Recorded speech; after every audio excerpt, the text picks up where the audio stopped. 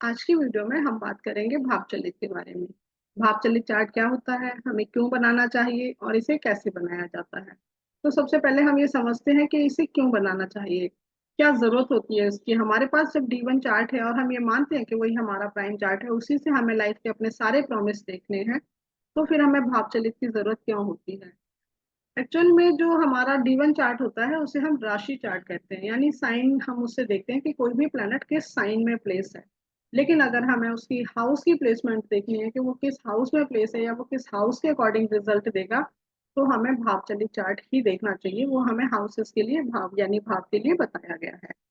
क्योंकि हम जब प्रिडिक्शन करते हैं तो एस्ट्रोलॉजी में प्रिडिक्शन के लिए कई रूल्स हैं, जिसमें हम किसी भी प्लैनेट के प्रिडिक्ट करने के लिए ये भी देखते हैं कि वो किस साइन में है और वो किस हाउस में है। कई बार हम दो प्लैनेट्स के आपस में एक दूसरे के साथ कनेक्शन को भी देखते हैं कि वो एक दूसरे से कहाँ बैठे हैं। तो उसके अकॉर्डिंग भी हम बहुत सारे योग बताते हैं कि ये योग बनता है, इस योग का ये रिजल्ट होता है। तो ऐसे में अगर वो भावचलित में आगे पीछे हो जाते हैं और वो योग भंग हो जाता है, तो हम ये मानकर चलते हैं कि उस योग का रिजल्ट हमें नहीं मिलेगा। एग्जाम्पल के तौर पर, जैसे अगर हम ये कहें कि एक बहुत अच्छा माना जाने वाला योग है जिसे हम मून और जुपिटर के द्वारा बनाते हैं, हम कहते हैं मून और जुपिटर अगर एक दूसरे से केंद्र में होते हैं तो गजकेसरी योग बनता है, जो आपको समाज में बहुत मान सम्मान दिलाता है। अब हमने ये कहा कि किसी के D1 चार्ट में वो योग बन रहा है, मान लीजिए कि मून से 7th हाउस में जुपिटर है, और हम ये कहेंगे कि मून से 7th हाउस में जुपिटर की प्लेसमेंट उन्हें समाज में सम्मानित व्यक्ति बनाती है। अब ऐसे में अगर वो भावचलित में वो 6th हाउस में आ जाता है या वो 8th हाउस में आ जाता है, 7th हाउस से उसकी जो खिसक जाता है, और हमने कहा कि भावचलित के अकॉर्डिंग वो 6-8 का संबंध बनाने लगा मून के साथ, तो ऐसे में उसे हमने गजकेसरी ना बोलकर सकट योग बोला। और हमने कहा कि जीवन में बहुत अप एंड डाउन को दिखाता है, समस्याओं को दिखाता है। इसका मतलब हमने ये कहा कि जो हम D1 चार्ट में उसको बोल रहे थे कि ये बहुत सम्मानित व्यक्ति बनाने का योग है, आपको समाज में बहुत सम्मान दिलाने का योग है, तो ये योग भंग होने से हम ये कहेंगे कभी सम्मान और कभी अपमान जैसी कंडीशन आपकी हो सकती है। इसी तरीके से अगर हम ये कहते हैं किसी का लग्नेश लगन में बैठा है और हम ये कहते हैं ये व्यक्ति खुद पर सबसे ज्यादा फोकस करने वाला होगा क्योंकि ये लग्नेश लगन में है, तो इसके लिए इसकी इमेज, इसकी हेल्थ, इसका पैसा, इसकी रेपुटेशन वही सबसे ऊपर है, फर्स्ट प्रायोरिटी इसके लिए यही व्यक्ति रहेगा। तो ऐसे में अगर लग्नेश 2nd हाउस में जाते हैं, जिसे कि हम अपना कुटुंब बोलते हैं, तो हम ये कह सकते हैं कि नहीं, जो हमें D1 चार्ट देकर लगा था कि इनका मेन फोकस यही रहेंगे, तो ये अपने परिवार को भी इक्वल महत्व देंगे। ऐसा नहीं है कि वो अपने परिवार को महत्व नहीं देंगे। तो बहुत सारी प्रिडिक्शन हमारी भावचलित को देखकर चेंज हो जाती हैं। इसी तरीके से अगर हम मांगलिक दोष की बात करते हैं और हम ये कहते हैं कि 1st house, 4th house, 7th house, 8th house या 12th हाउस में से किसी भी हाउस में मंगल प्लेस होते हैं, वहां पे हम साइन की बात नहीं करते कि वो किस साइन में प्लेस है, हमने सिर्फ हाउस की प्लेसमेंट के अकॉर्डिंग ये बात बोली। बहुत सी जगह 2nd हाउस को भी काउंट किया जाता है। तो हम हाउस की बात कर रहे हैं, तो हाउस के अकॉर्डिंग अगर हमारा मार्स हमने देखा भाव चलित में उस हाउस में नहीं है और उसने हाउस चेंज कर लिया है, जैसे कि अगर वो D1 में 4th में दिख रहा था और भाव चलित में वो 5th में आ गया या 3rd में चला गया, या 7th हाउस में दिख रहा था वो 6 में आ गया, तो हम ये कहेंगे कि ये मांगलिक दोष भंग हो गया है। और मतलब हम पूरा प्रभाव तो उसका खत्म नहीं मानेंगे क्योंकि D1 में तो वो है ही, लेकिन हाँ हम ये जरूर कहेंगे कि उसमें कमी रहेगी। इसी तरीके से बहुत सारे योग जो युति की वजह से बनते हैं, वो भी अगर भंग हो रहे हैं, उसमें भाव चलित में उनकी वो प्लेसमेंट चेंज हो रही है, तो हम ये कह सकते हैं कि ये योग क्योंकि D1 चार्ट में बन रहे हैं, तो हम ये नहीं कहेंगे कि बिल्कुल प्रभाव नहीं देंगे, ये प्रभाव देंगे, ये जो भी चीज देनी होती है उसको दिखाएंगे। लेकिन लास्ट मोमेंट पे जब आपको लगेगा कि आपका काम 100% हो गया, और वहां पर ही आपको कैंसिल कर देंगे, मतलब आपको निराश कर देंगे। तो भाव चलित में जो योग रद्द हो जाते हैं, वो अपना प्रभाव जरूर देते हैं। लेकिन यहाँ पर हम हमें ये हमेशा ध्यान रखना है कि यहाँ पे किसी भी प्लैनेट की साइन चेंज नहीं होती है, जो प्लैनेट जिस साइन में है वो उसी उसी साइन में काउंट होता है। जैसे कि अगर हमारा कोई भी प्लैनेट D1 चार्ट में एक्सॉल्टेड है या डेबिलिटेड है, तो हम ये कहें कि भावचलित में अगर वो किसी दूसरे साइन में आ गया, तो हम ये नहीं कह सकते कि वो एक्सॉल्टेड नहीं रहा या डेबिलिटेड नहीं रहा। साइन उसकी वही रहेगी, सिर्फ हाउस चेंज होगा। हम ये कहेंगे ये उस हाउस के अकॉर्डिंग भी रिजल्ट देगा जिस हाउस में ये प्लेस है, लेकिन अगर भावचलित में वो चेंज हो रहा है तो उसका प्रभाव भी उस पर रहेगा। और इसका प्रभाव सबसे ज्यादा हमें योगों पर ही देखने को मिलता है, क्योंकि अगर कोई योग में वो प्लैनेट नहीं है तो हम ये कह सकते हैं कि दोनों भावों के रिजल्ट देगा या दोनों हाउसेस के रिजल्ट देगा। लेकिन योग भंग होने पर जो D1 चार्ट में योग बन रहा है और D9 में भंग हो रहा है, सॉरी, भाप चलित में भंग हो रहा है, तो वो क्योंकि D1 में बन रहा था, इसलिए आपके सामने वो सिचुएशन तो जरूर आएगी, वो कंडीशन तो जरूर आएगी। जैसे हमने कहा कि अगर आपको कोई अवार्ड मिलना है, कोई मान सम्मान मिलना है, तो आप उसके लिए नॉमिनेशन में तो आएंगे, आप नॉमिनी तो बनेंगे, लेकिन अवार्ड आपको नहीं मिल पाएगा। तो कहने का मतलब है, आप उस भीड़ से हटकर सामने तो दिखेंगे, थोड़ी पहचान तो आपकी बनेगी, वो D1 चार्ट का काम है। लेकिन अगर भाव चलित का काम उसे खत्म कर रहा है, उसे रद्द कर रहा है, तो हम ये भी मानकर चलेंगे कि आप लास्ट में जाकर वहां से निराश हो जाएंगे।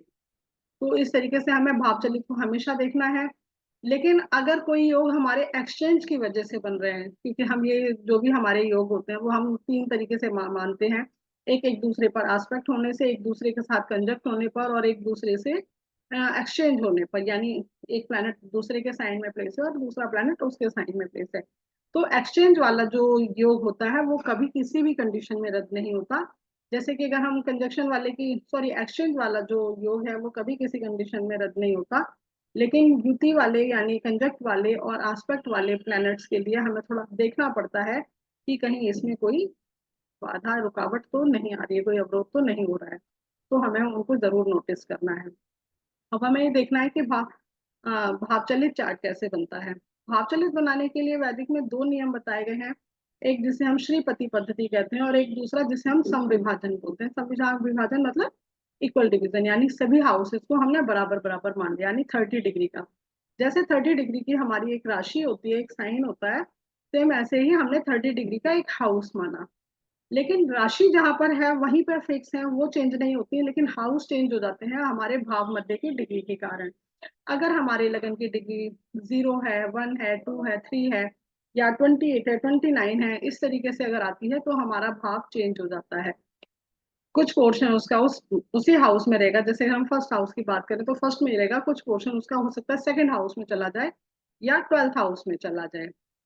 और जो श्रीपति पद्धति है उसके अकॉर्डिंग हम ये मानकर चलते हैं कि जिस तरीके से हम ईस्ट काल से लगन स्पष्ट करते हैं, वो लगन स्पष्ट की जो कैलकुलेशन वाली वीडियो है आप उसमें देख सकते हैं। तो वहां पर हमने ईस्ट काल से जब टेबल ऑफ असेंडेंट को यूज करके हमने भाव मध्य निकाला, उसी तरीके से हमें 10th हाउस का भी निकालने के लिए टेबल अलग से दिया जाता है, और उसके अकॉर्डिंग हम 10th हाउस का भी सेंटर निकालते हैं। इसलिए मैं ये स्क्रीन शेयर करके थोड़ा सा आपको क्लियर कर देती हूँ कि इसको हमें किस तरीके से लेना है।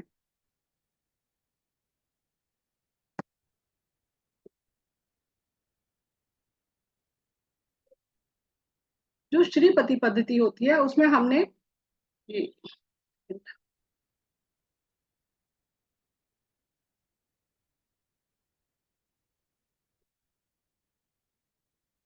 जो श्रीपति पद्धति होती है उसमें हम ईस्ट काल से पहले हम लगन स्पष्ट करते हैं, और इसी तरीके से हम दूसरा टेबल यूज करके जो 10th हाउस के लिए हमें बताया जाता है उसके लिए हम 10th हाउस का मध्य निकालते हैं। और ये दोनों हाउसेस के मध्य निकालने के बाद हम उनके बीच का डिफरेंस निकालते हैं कि कितना डिफरेंस आया है। और जो भी हमारा डिफरेंस आता है उस डिफरेंस को हम 6 इक्वल हिस्सों में डिवाइड कर लेते हैं। और फिर उसके अकॉर्डिंग जो 6 हमारे इक्वल हिस्से होते हैं, वो फर्स्ट फर्स्ट हमारा ये हो गया, सेकंड इधर, फिर इसका सेंटर, फिर ये, फिर इसका सेंटर, और फिर ये, और फिर ये, इस तरीके से हमारे 6 इक्वल पोर्शंस में हम उसको डिवाइड करते हैं। तो यहाँ पर हमारे यहाँ से लेके यहाँ तक हमारा ये हाउस है, और इस पॉइंट से लेकर ये हाउस है। तो ये जो भी डिग्री आती है हमारे हाउसेस की, सेम वैसे हमारी इस साइड आएंगी। और जो इधर का पोर्शन होगा सेम वैसा ही हमारा इस साइड का होगा, क्योंकि श्रीपति पद्धति के अकॉर्डिंग ये कहा गया कि पृथ्वी एकदम गोल नहीं है, चपटी है। तो उसका जो थोड़े पोर्शन है इधर के थोड़े से इक्वल रहते हैं, और इधर के इक्वल्स तो कहीं कहीं के कम और ज्यादा होते हैं, वो हमें कैलकुलेट करके निकालने होते हैं। लेकिन जो सम विभाजन वाली पद्धति है जिसमें हम ये कहते हैं कि सभी हाउस इक्वल हैं, सिर्फ हमारे लगन मध्य की वजह से वो हाउस आगे पीछे खिसक जाते हैं, वो हम सबसे ज्यादा यूज करते हैं। यानी भाव चलित हम मेन उसी के अकॉर्डिंग लेकर चलते हैं। उसमें हमने ये कहा कि जो भी हमारे लगन की डिग्री आई है, अगर 15 आई है तब तो हमारा वही हाउस पूरा रहेगा, हमें कोई दिक्कत नहीं है, 15 पे एग्जैक्ट पे हमारा हाउस का सेंटर आ जाता है। लेकिन अगर हमारे लगन की डिग्री 2 है, 3 है, कुछ भी है, तो यहाँ से 15 डिग्री यहाँ और 15 डिग्री यहाँ, ये हमारा फर्स्ट हाउस होगा। इस तरीके से तो जो भी प्लेनेट हमारे हमें 12th हाउस में नजर आ रहे होंगे, लेकिन डिग्री के अकॉर्डिंग वो हमारे फर्स्ट हाउस में होंगे, तो हम उन्हें फर्स्ट हाउस में ही काउंट करेंगे। इसी तरीके से जो प्लेनेट हमारे यहाँ फर्स्ट हाउस में हमें दिखाई देंगे लेकिन इस डिग्री के बाद आगे की डिग्री में होंगे, उन्हें हम यहाँ काउंट ना करके हम यहाँ ये सेकंड हाउस के उसमें काउंट करेंगे। एग्जाम्पल के तौर पे मान लीजिए कि किसी का जो लगन है वो 3 डिग्री का आया है। अब 3 डिग्री में अगर हम 15 डिग्री ऐड करेंगे तो हमारा 18 डिग्री पर, यानी जैसे हमने ये कहा कि यहाँ पे 3 डिग्री पे हमारा लगन है, जो लगन का सेंटर निकला है, हमने इसमें 15 ऐड किया तो हमारे यहाँ 18 डिग्री पे हमारा ये फर्स्ट हाउस खत्म हो गया। इसका मतलब 12th हाउस में 18 डिग्री पे हमारा फर्स्ट हाउस शुरू हो गया था। इसका मतलब जो भी प्लैनेट 12th हाउस में होंगे लेकिन 18 डिग्री के बाद होंगे, वो प्लैनेट हमारे फर्स्ट हाउस में काउंट होंगे। इसी तरीके से जो भी प्लैनेट हमारे फर्स्ट हाउस में होंगे और 18 डिग्री के बाद होंगे, वो सेकंड हाउस में प्लेसमेंट होंगे। इसका मतलब हम जो इक्वल विभाजन है उसमें हम ये मानकर चलेंगे कि जो भी हमारे लगन की डिग्री आई है उससे 15 डिग्री आगे काउंट कर लीजिए या 15 डिग्री पीछे काउंट कर लीजिए, जो भी है दोनों हमारा, हम उसके अकॉर्डिंग हम ले सकते हैं और वहां से वहां तक ही हमारा हाउस काउंट होगा। फिर हमारा हर हाउस उतने डिग्री से उतने डिग्री तक रहेगा। इस तरीके से जो डिग्री के बाद में प्लैनेट होते हैं उनके हाउस चेंज हो जाते हैं, उनकी प्लेसमेंट चेंज हो जाती है, लेकिन उनके साइन चेंज नहीं होते। आप ये रूल भी हमेशा लगाइए, जरूर देखिए, क्योंकि कुछ चीजें हम जब कुंडली में देखते हैं कि हमारी कुंडली में ये अच्छा योग बन रहा है, वो अच्छा योग बन रहा है, रिजल्ट क्यों नहीं दे पा रहा, तो वहां पर हम भाव चलित को अगर देखेंगे तो हमें समझ में आएगा कि इन योगों के रिजल्ट हमें क्यों नहीं मिल रहे हैं।